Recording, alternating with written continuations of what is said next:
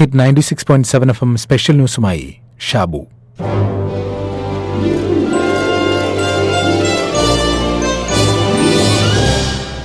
ഒരു റിയലിസ്റ്റിക് കഥ പറയാം. ഒരാൾ യാത്രക്കിടെ അപരിചിതമായ പട്ടണത്തിലെത്തി. അന്ന് അവിടെ താമസിച്ച് പിറ്റേന്ന് പുലർച്ചെയുള്ള തീവണ്ടിയിൽ യാത്ര തുടരാനാണ് നിശ്ചയിച്ചിരുന്നത്.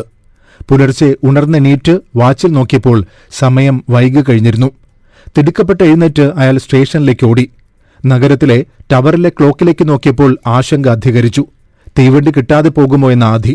ഓട്ടം തുടർന്നു. ഇടയ്ക്ക് വഴിതെറ്റിപ്പോയി എന്നും തോന്നി. തെരുവിൽ ആരെയും കാണാനുമുണ്ടായിരുന്നില്ല. പെട്ടെന്ന് അവിടെ ഒരു പോലീസുകാരനെ കണ്ടു. പ്രതീക്ഷയോടെ അയാളുടെ അടുത്തെത്തി വഴി ചോദിച്ചു. അങ്ങനൊരു ചോദ്യം പ്രതീക്ഷിക്കാത്ത മട്ടിൽ അമ്പരപ്പോടെ പോലീസുകാരൻ തിരികെ ചോദിച്ചു, വഴിയോ? നിങ്ങൾ എന്തിനാണ് എന്നോട് ചോദിക്കുന്നത്? യാത്രക്കാരൻ കിതപ്പോടെ മറുപടി നൽകി, ഞാനീ നഗരത്തിൽ പുതിയ ആളാണ്, വഴിയറിയില്ല, അതുകൊണ്ട് ചോദിച്ചതാണ്. സമയം പാഴാക്കാതെ വേഗം പറയൂ. ഇപ്പോൾ തന്നെ ഞാൻ വൈകിക്കഴിഞ്ഞിരിക്കുന്നു. തീവണ്ടി കിട്ടാതെ പോയേക്കാം. അതോടെ എന്റെ യാത്ര മുടങ്ങും. അത്യാവശ്യമാണ് എനിക്ക് യാത്ര. ദയവായി വഴി പറഞ്ഞു തരൂ.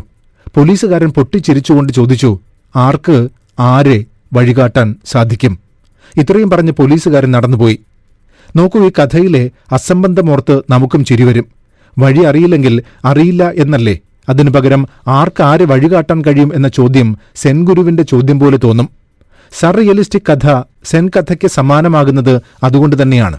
മയങ്ങല്ലേ മക്കളെ എന്ന സ്പെഷ്യൽ ന്യൂസ് പരമ്പരയുടെ 13-ാം അധ്യായം ഈ ചോദ്യത്തിന്റെ റിയലിസ്റ്റിക് വശം ആധാരമാക്കിയാണ്. ആർക്ക് ആരെ വഴികാട്ടാൻ കഴിയും എന്ന ചോദ്യത്തെ. സെൻ കഥയിൽ അടിസ്ഥാനപരമായി വഴി നിലനിൽക്കുന്നില്ല, ലക്ഷ്യമാണ് പ്രധാനം. അതുകൊണ്ടാണ് ആർക്ക് ആരെ വഴികാട്ടാൻ കഴിയും എന്ന ചോദ്യം പ്രസക്തമാവുന്നത്. കൂടുതൽ തലപുകയ്ക്കേണ്ട കാര്യമില്ല. ഈ 13-ാം അധ്യായം എഴുതാനിരിക്കുമ്പോൾ എറണാകുളം കളമശ്ശേരി പോളിടെക്നിക്കിലെ ആൺകുട്ടികളുടെ ഹോസ്റ്റലിൽ നിന്ന് 2 കിലോയോളം കഞ്ചാവ് പിടികൂടി എന്ന വാർത്ത പ്രചരിച്ചു കഴിഞ്ഞു. നോക്കൂ, കഴിഞ്ഞ 2-3 ആഴ്ചകളായി ലഹരിക്കെതിരെ കേരളം മുമ്പെങ്ങും കണ്ടിട്ടില്ലാത്ത വിധമുള്ള പ്രചാരണ പരിപാടികളും പരിശോധനകളും ശക്തമാക്കിയിട്ടും മാധ്യമങ്ങളിലും നാട്ടുകാർക്കിടയിലും മയക്കുമരുന്നിനെതിരെ വ്യാപക ചർച്ച തുടരുന്നതിനിടയിലും ഹോസ്റ്റലിൽ 2 കിലോയോളം കഞ്ചാവ് സൂക്ഷിച്ചുവച്ച് ഹോളി ആഘോഷത്തിനായി വിൽപ്പന നടത്താൻ ധൈര്യം കാണിച്ച യുവാക്കളോട് ആ ചോദ്യം ചോദിക്കട്ടെ, ആർക്ക് ആരെ വഴികാട്ടാൻ കഴിയും? നിങ്ങൾ നിങ്ങളുടെ ജീവിത ലക്ഷ്യം കഞ്ചാവിന് അടിമപ്പെടുത്താൻ തീരുമാനിച്ചു കഴിഞ്ഞാൽ ആർക്ക് ആരെ വഴികാട്ടാൻ കഴിയും? കോളേജിൽ ഇത്തരം ലഹരി കച്ചവടവും ഉപയോഗവും നടക്കുന്നുണ്ട് എന്നറിഞ്ഞ നിമിഷം മുതൽ പോലീസിനെയും ബന്ധപ്പെട്ട അധികാരികളെയും അറിയിച്ചിരുന്നതായി കോളേജ് പ്രിൻസിപ്പലും പറയുന്നുണ്ട്. എന്നാൽ കഴിഞ്ഞ 2 ആഴ്ചയായി കേരളം അതിജാഗ്രത പുലർത്തുന്ന ഘട്ടത്തിലാണ് വ്യാപക റെയ്ഡിലേക്ക് പോലീസും കടന്നത്. ഹോസ്റ്റലിൽ കയറി മണിക്കൂറുകൾ നീണ്ട പരിശോധന നടത്താൻ പോലീസിന് സാധിച്ചത് കൃത്യമായ വിവരം ലഭിച്ചതിനാലാണ്. അപ്പോൾ ആ ചോദ്യം ഇവിടെയും കൂടുതൽ പ്രസക്തമാവുന്നു. ആർക്ക് ആരെ വഴികാട്ടാൻ കഴിയും? കഴിഞ്ഞ ദിവസം കൊല്ലത്തുള്ള കൃഷ്ണകുമാർ എന്ന അധ്യാപക സുഹൃത്തുമായി സംസാരിച്ചിരുന്നു. ഏതാണ്ട് 4000-ഓളം കുട്ടികൾ പഠിക്കുന്ന സർക്കാർ സ്കൂളിലെ അധ്യാപകനാണ്. അദ്ദേഹം പറഞ്ഞത്, പോലീസും എക്സൈസും ജനജാഗ്രതാ സമിതികളും സ്കൂളിന് തൊട്ടടുത്തുള്ള കടകളിലെ ഉടമകളും ജീവനക്കാരും ഓട്ടോ തൊഴിലാളികളും എന്നുവേണ്ട വിദ്യാലയങ്ങൾ നിലകൊള്ളുന്ന പ്രദേശത്തെ മുഴുവൻ ആളുകളുടെയും സഹകരണത്തോടെ മാത്രമേ ഈ വിപത്തിനെ പ്രതിരോധിക്കാനാവൂ എന്നാണ്. കാരണം ഇതൊരു വമ്പൻ മാഫിയ പ്രവർത്തനമാണ്. കഞ്ചാവ് വിൽപ്പനക്കാരെ സംബന്ധിച്ച് ഏതു വിധേനയും അവരുടെ ഉൽപ്പന്നം വിറ്റഴിക്കാൻ അവർ പരിശ്രമിക്കും. അത് തടയിടാൻ കൂട്ടായി ശ്രമിക്കാതെ രക്ഷയില്ല. അതുമാത്രമല്ല, എല്ലാ വിദ്യാലയങ്ങളിലും അടിയന്തരമായി ഒരു ഹെൽത്ത് ചെക്കപ്പ് നടത്തണം. അത് മയക്കുമരുന്നിന് തടയിടാൻ മാത്രമല്ല, കുട്ടികളിലെ ശാരീരിക മാനസികാരോഗ്യം പരിശോധിക്കാൻ വേണ്ടിയാണ്. അതിനൊപ്പം ലഹരി ഉപയോഗിക്കുന്നവരെ കണ്ടെത്തി തുടരുപയോഗത്തിൽ നിന്ന് തടയാനും സാധിക്കും.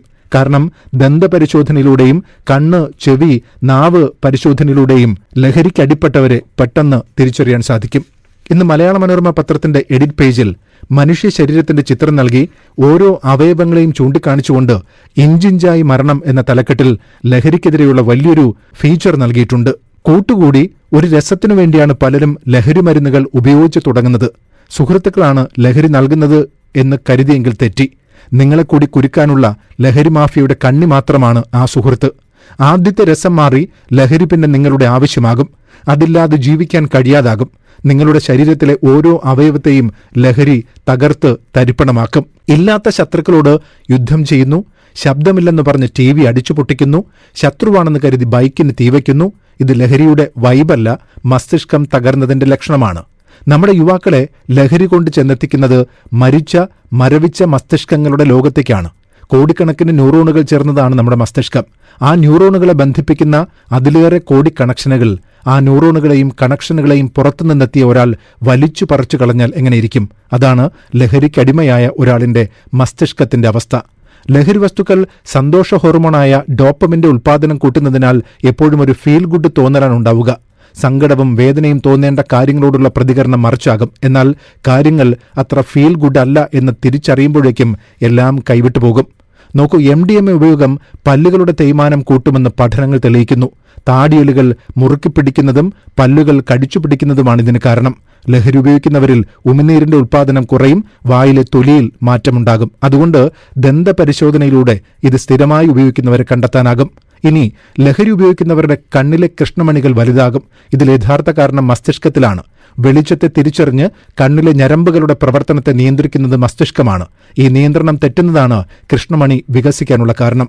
ശബ്ദം, കാഴ്ച, സ്പർശം തുടങ്ങിയവയെ തിരിച്ചറിഞ്ഞ് മസ്തിഷ്കം നൽകുന്ന നിർദ്ദേശങ്ങൾക്കനുസരിച്ചാണ് നമ്മുടെ പ്രതികരണം. എന്നാൽ ഈ മസ്തിഷ്കത്തിന് തിരിച്ചറിവ് നഷ്ടപ്പെടുന്നതോടെ പ്രതികരണം വ്യത്യസ്തമാകും. ഇതോടെ ഇല്ലാത്ത കാര്യങ്ങൾ ഉണ്ടെന്ന് തോന്നും, ഉള്ളത് ഇല്ലെന്നും. കാണാത്തത് കാണുകയും കേൾക്കാത്തത് കേൾക്കുകയും ചെയ്യുന്ന അവസ്ഥകൾ, അതായത് ഹാലൂസിനേഷൻ ഉണ്ടാകും. ലഹരി ഉപയോഗിക്കുന്ന മിക്കവരിലും ഇത് ഉണ്ടാകുന്നുണ്ട്.